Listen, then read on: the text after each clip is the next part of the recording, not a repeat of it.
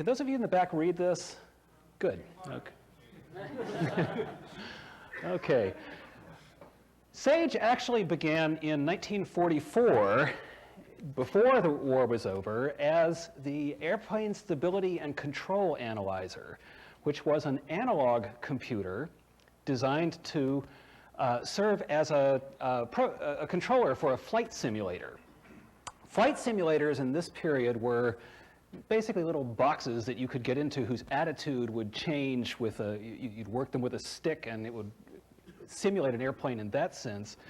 The idea of the Airplane Stability and Control Analyzer was to build a general purpose flight simulator that could be programmed with the characteristics of any airplane for the purposes of training pilots or perhaps for designing the aircraft itself, so you could see how it would respond to the controls. The project was handed by the Navy Special Devices Center to the MIT Servo Mechanisms Laboratory. Jay Forrester, who was then an advanced graduate student, he had come to MIT in 1940 and joined the Servo Mechanisms Lab, took on this project as the leader.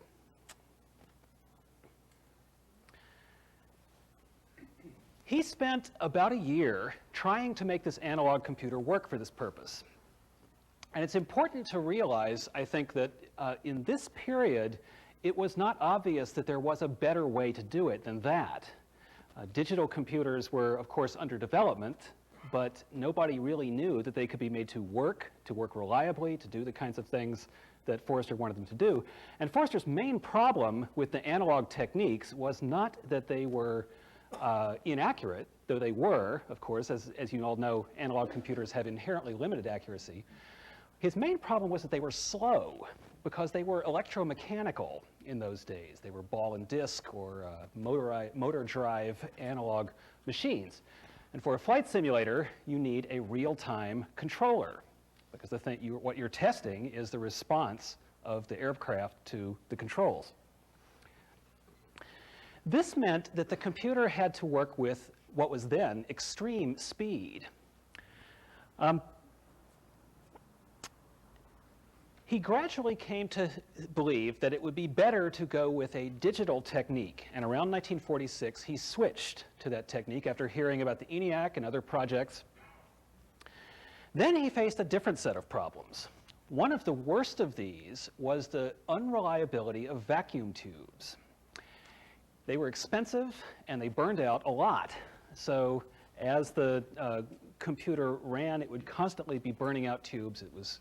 This meant that they had to be found and replaced, caused lots of downtime. But Forrester was able to solve that problem eventually by redesigning the tubes. He actually made some major contributions to that problem.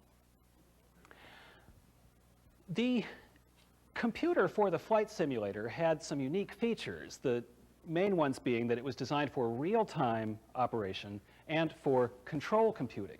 Virtually all other digital computer projects at that time were calculators. They were going to be used for science, for sort of offline calculation of complicated mathematical problems. Forrester's goal was much more linked with what the machine that he was actually trying to control. So, to achieve speed, control, and reliability meant that this project cost a lot of money. The final total spent on the Whirlwind computer, which was the digital version of the ASCA, was about $5 million in 1950s dollars. That today would be about 20, 40, who knows, some much higher number. Other computer projects of this period were typically $100,000 to $500,000. So Whirlwind was 10 times as expensive as even the most expensive of most of the other projects around. Here's Forrester. One of the inventions that he made for the SAGE project was core memory, actually co-invented at the same time, around the same time by somebody from RCA, but this is him with a core memory plane, and I'm sure the others will talk later about the cores that are in these boxes you see up here. Next.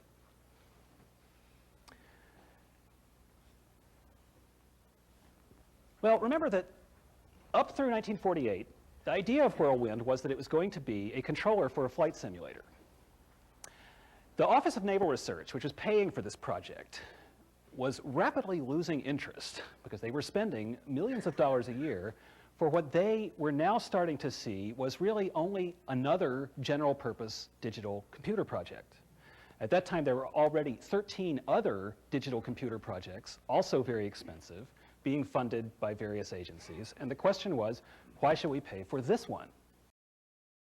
It was made very clear to Forrester that if he did not produce results in the form of a working simulator controller very soon, he was going to lose his sponsor. So in 48-49, Forrester began to cast about for new sponsors, and therefore for new justifications for the project, since flight simulator, so what? He was in a good position to do this because during the immediate period after the war, he had already been looking at all kinds of applications for his machine, not just military ones, but also things like insurance calculations. But he had gone into quite some depth in thinking about how digital computers could be used for fire control. That's the problem of controlling guns. He had thought about a digital computer as the centerpiece of a combat information center, the sort of telecom center on a ship. And he had written a couple of long reports about digital computers as controllers for defense systems in naval and anti-submarine warfare. By 1948, he had done so much of this thinking that the Whirlwind Group was able to develop a plan, a 15-year plan for digital computers and military operations.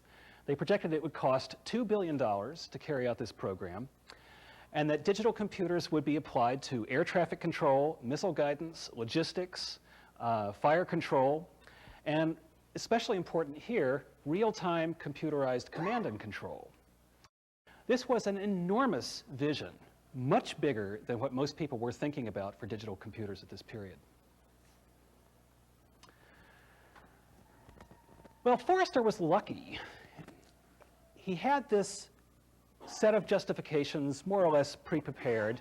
He still needed a sponsor, and right around the time when Whirlwind was about to be killed, the proposal was to cut its budget to about 10% of what it had been for the 1950 fiscal year. The Soviet Union set off its first atomic bomb in 1949. Now, here's where the context gets very interesting. The Air Force, before and during World War II, thought about air defense as not what we think of today, that is defending against an incoming attack, but as destroying the sources of enemy fire. That's defending yourself against an air attack. Well, that could mean destroying them before they leave the ground. In fact, the initial use of this term was in the context of using airplanes to attack ships at sea, because they would be shelling the land and you would send an airplane out to destroy them. Up to 1949, there were no Soviet nuclear weapons. There had been a campaign for a better radar-based continental air defense in 1948, but it had failed, and the only air defense program that had been approved was a very, very minimal lash-up system, it was called, that was going to have something like 85 radar stations to cover the entire United States. Then the Soviet atomic bomb was exploded, and immediately this posture of very little air defense became a serious public relations problem for the Air Force. Civilians began to demand an active air defense, particularly those who lived in Washington State around the Hanford Nuclear Reservation, Boeing, and so on. They were not that far from the Soviet Union, and they could see the problem. Well, at this point, what began to happen was that immense amounts of money began to flow into the Air Force and the rest of the services to meet this problem. And they tried all kinds of things. They speeded up construction on the lash-up radar system. One of my favorite little stories from this period is something called the Ground Observer Corps.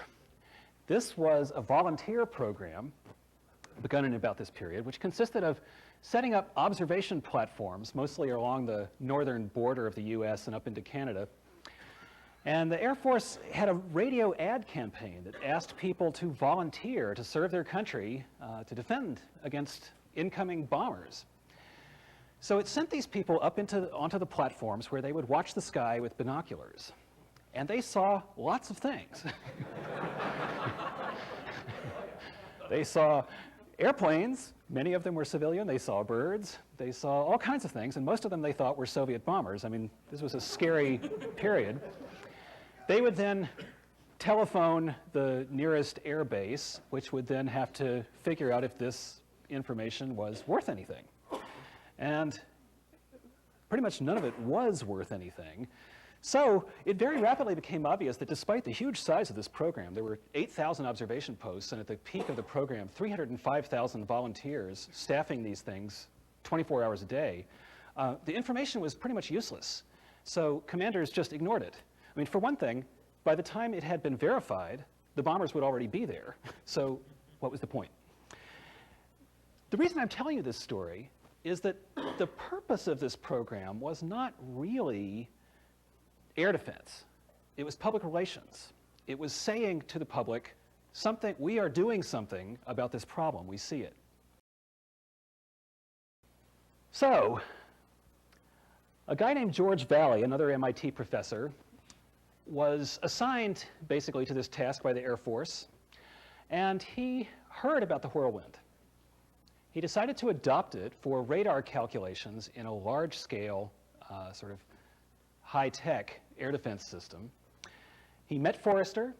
He saw these various reports that Forrester had already prepared for other military applications of computers, and he was impressed. He ended up rescuing the whirlwind and using it as the basis for SAGE.